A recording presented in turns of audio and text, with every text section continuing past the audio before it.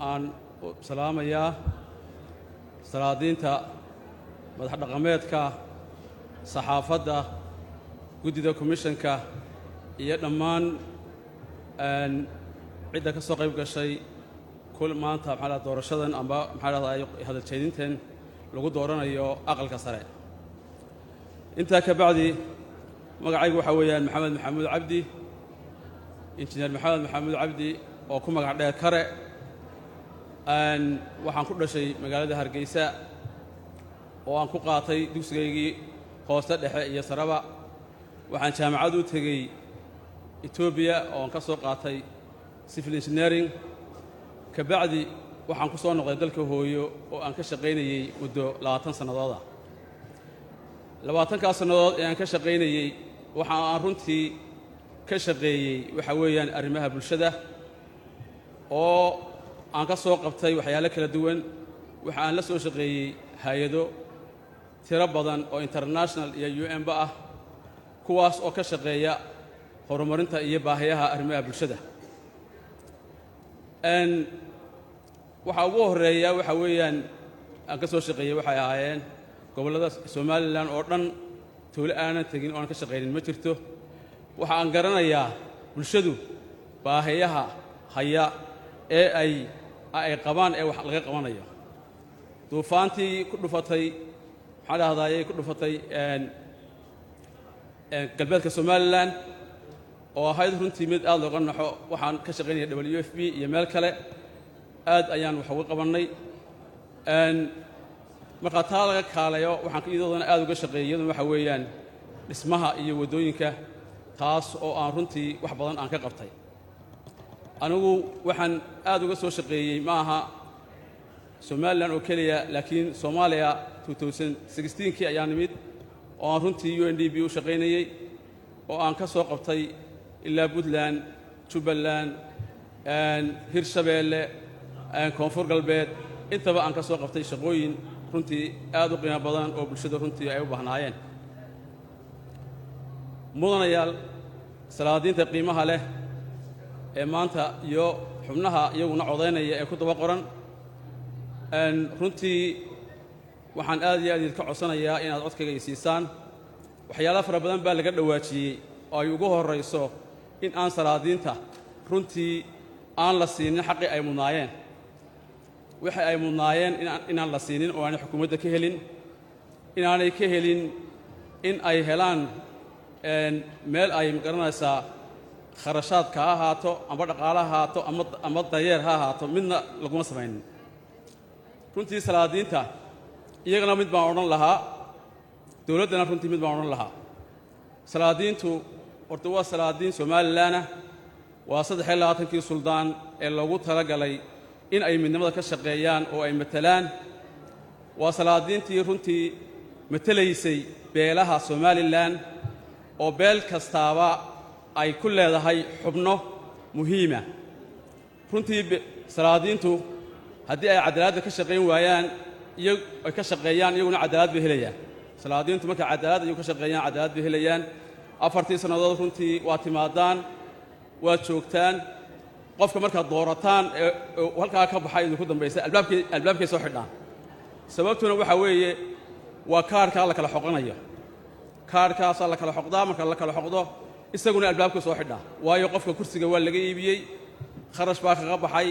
lacag baa kaga baxday dabeetana albaabka ka furmaayo haddii dawladdu ay u samayso daryeel runtii waxa iman lahaa inay doortaan dadka saxda ah ee matala bulshadooda matala ee la garanaya baahiyaha haddii ay tahay baahiyihii waddankii jiray haddii ay tahay baahiyaha maxaa dhahdaayay gobollada ka jira runtii anigu aad iyo aad ayaan ugu faraxsanahay in runtii salaadiintu ay ka shaqeeyaan midnimada oo mar kastaba ay u noqdaan representatives ka soo jeeda gobollada waqooyi intaa marka laga yimaado runtii anigu siyaasadda kuma jirin horena umaan gelin laakiin waxaan noqon doonaa haddii ay doorataan nin u matala gobollada waqooyi ama Somaliland u matala kursiga kuraasta xaqa aqalka sare taas oo runtii aan u matali doono deegaan ahaan iyo in aan also aan xoojiyo wada shaqaynta hay'adaha dawliga ah sida labada gole ee maxaa dhahdaay baarlamaanka xukuumadda iyo maamul goboleedada waxaynu ognahay in khilaafaad badani uu dawladda uu hogaamiyo maxamed cabdullaahi farmaajo iyo maamul goboleedada runtii khilaafaad aad u xume uu soo dhex maray taas oo ay ahayd aqalka sare inuu ka qaato roolkiisa oo runtii uu ka qabto wax badan waayo iyagu waxay ka yimaadeen oo ay matalaan aqalka sare matalaa waa maamul goboleedada inay markaas iyagu roolkooda qaataan oo ay khilaafka jira dhammeeyaan waxa weeyaan waa guurtiduna waxay qabataa waa maslaxad iyo in ummadda la isku soo dhoweeyo runtii waxaan ka codsanayaa salaadiinta beeluhu waad taqaanaan oo runtii beeluhu waxay u qaybsadaan kuraasta innagu waxaynu naqaanaa haddaynu nahay reer waqooyi ama bulshadeennu waxaynu naqaanaa cadaaladda waynu ka shaqaynaa runtii waxaynu samaysannaa saami qaybsi waynu samaysannaa beelina beel uma tallowdo waad ogtihiin kursigaas maanta aan u tartamayo waxaa iskale beel u gooniya iskale in runtii aad xaqa u hiilisaan oo beeshaale aad siisaan codkiina siisaan ayaan aad iyo aad u rajaynayaa waxaynu ognahay runtii in muddooyinkii ugu dambeeyey dhallinyaro aad u fara badan oo runtii ka yimid gobollada waqooyi ama somalilan oo shaqola'aana ay u joogaan halkan dhowr sannadood dhallinyartaa timid waa dhallinyaro aqoon leh oo joogta magaalada joogta oo u baahan runtii in shaqooyin loo abuuro oo shaqooyin loo sameeyo waxaana samayn kara uun waxa weeyaan qofka u aqoonta leh ee yaqaana hay-adaha ee yaqaana dawladda galgelitaankeeda ee isla markaana qofka mateli kara waxaan rajaynayaa dhallinyartaas joogta magaalada ee shaqola'aanta ah haddii aan soo baxo in runtii aanu u samayn doonno shaqo abuur saamigoodii aanu raadin doonno oo ay runtii noqon doonaan in ay ka shaqeeyaan dalka ay ka qayb qaataan horumarka dalka ugu dambayntii waxaan ka codsanayaa salaadiinta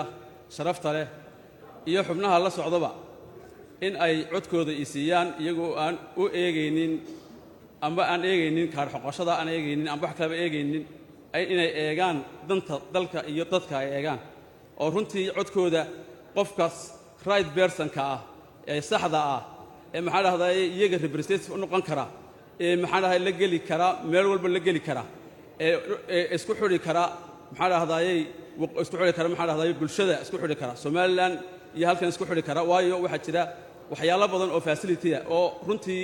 Somaliland inkastoo ay goday haddana waxa weeyaan facility badan oo ugu horeyso baasaboorka ugu horeeyo caafimaadka ugu horeeyo wax fara badan ugu horeeyaan ayaa runtii weli sii jira oo loo baahan yahay marka qof u matali kara oo ka shaqayn kara oo waa inay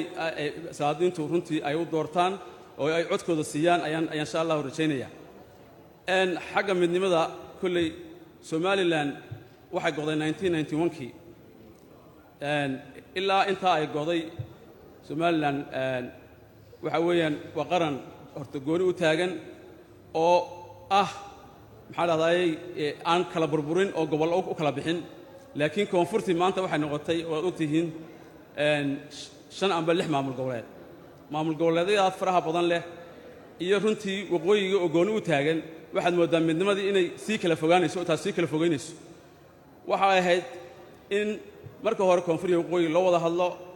in salaadiinta iyo maxaa dhahdaay cuqaasha iyo maxaa dadka waxgaradka